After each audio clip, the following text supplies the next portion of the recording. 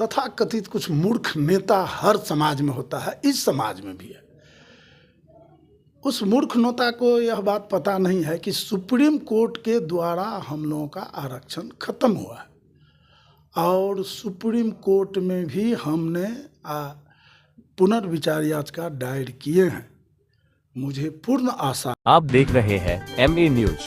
नमस्कार, MA news में स्वागत है। मैं हूं नीरज।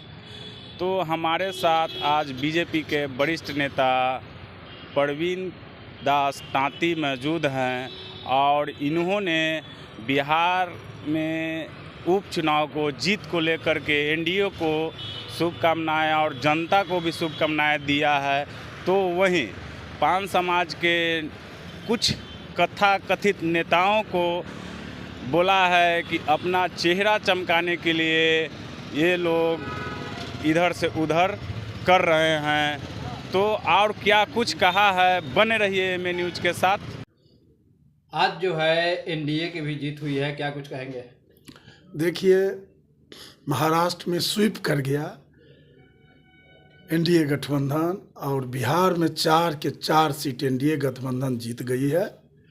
इसके लिए आदरणीय भारत के यशस्वी प्रधानमंत्री जी को बधाई और बिहार के यशस्वी मुख्यमंत्री श्री नीतीश कुमार जी को मैं बधाई देता हूं।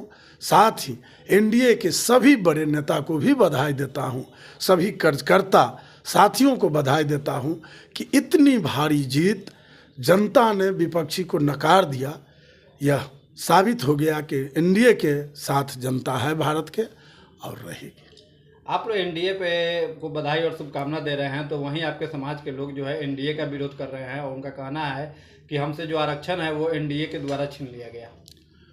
देखिए, तथाकथित कुछ मूर्ख नेता हर समाज में होता है, इस समाज में भी है। उस मूर्ख नेता को यह बात पता नहीं है कि सुप्रीम कोर्ट के द्वारा हम लोगों का आरक्षण खत्म हुआ है और सुप्रीम कोर्ट में भी हमने पुनर्विचार याचिका दायर किए हैं। मुझे पूर्ण आशा है कि मुझे न्याय मिलेगी। साथ ही सरकार को ये लोग धरना प्रदर्शन करके नाराज कर दिया। एनडीए के सरकार के साथ हमारा समाज है, हम लोग हैं और एनडीए सरकार हम लोगों के साथ है। निश्चित रूप से सरकार द्वारा भी हम प्रयास कर रहे हैं कि वो लोग भी जो प्रक्रिया करना पड़े करके हम लोगों को न्याय देगी। उसी परिप्रेक्ष्य में कल बीजेपी कार्यालय में 11:30 बजे से पान तांती बुनकर महासंघ की बैठक आहूत की गई है। उसमें वीरांगना झलकारी बाई के पखवाड़ा जयंती मनाने के बाद हम लोग सुप्रीम कोर्ट के कैसे केस जीतें उस पर विचार विमर्श होगा। साथ ही संगठन कैसे बिहार में बने और ये तथाकथित नेता जो समाज को गुमराह कर रहे हैं अपना चेहरा चमकाने के लिए, उसको कैसे बेनकाब किया जाएगा, उस पर कल चर्चा है। और मुझे पूर्ण आशा विश्वास है कि हम लोगों को पुनः आरक्षण वापस होगा। कुछ दिन पहले जो है एनडीए की एक बैठक हुई थी सीएम हाउस पे, वहाँ पे आपके साथ मुलाकात मुख्यमंत्री नीतीश कुमार से हुई थी, तो क्या कुछ बात हुई थी क्या वहाँ पे? देखिए, एनडीए के बैठक हुई थी 25 विधानसभा चुनाव के लिए जी, कि 25 में हम लोग चुनाव कैसे जीतें, 200 प्लस सीट। उसमें हम भी आमंत्रित थे एनडीए के बैठक में। उस दिन मुख्यमंत्री जी से बहुत बात नहीं हुई, प्रणाम पाती हुई और हमने रिक्वेस्ट किया कि सर हम मिलेंगे, तो बोले कि टाइम लेके मिलिएगा, आपकी जो भी बात होगी सुनी जाएगी।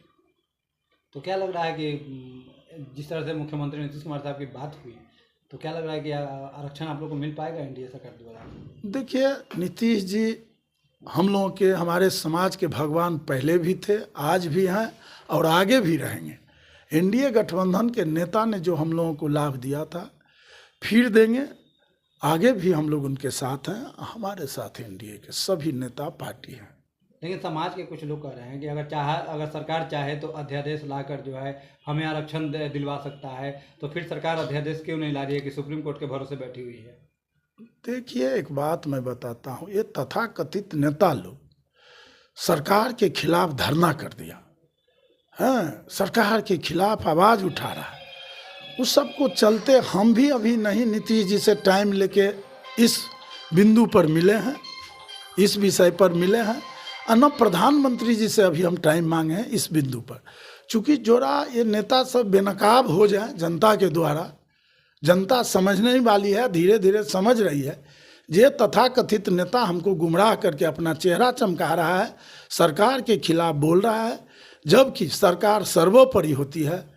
सरकार चाहे तो कुछ भी संभव है, और सरकार हम लोगों के साथ है, इसीलिए बहुत चिंता का विषय नहीं है। टाइम लेते हैं, 24 के मीटिंग के बाद नीतीश बाबू से भी टाइम लेंगे, आदरणीय प्रधानमंत्री से भी मिलकर अपनी बात को करेंगे, और सुप्रीम कोर्ट में भी बड़ा से बड़ा वकील रख के, जैसे मनन कुमार मिश्रा जी, कपिल सिब्बल जी, या अन्य उस टाइप के वकील, उसी पैरेलल के वकील रख करके सुप्रीम कोर्ट में केस लड़के स्टे कराएंगे और न्याय लेंगे।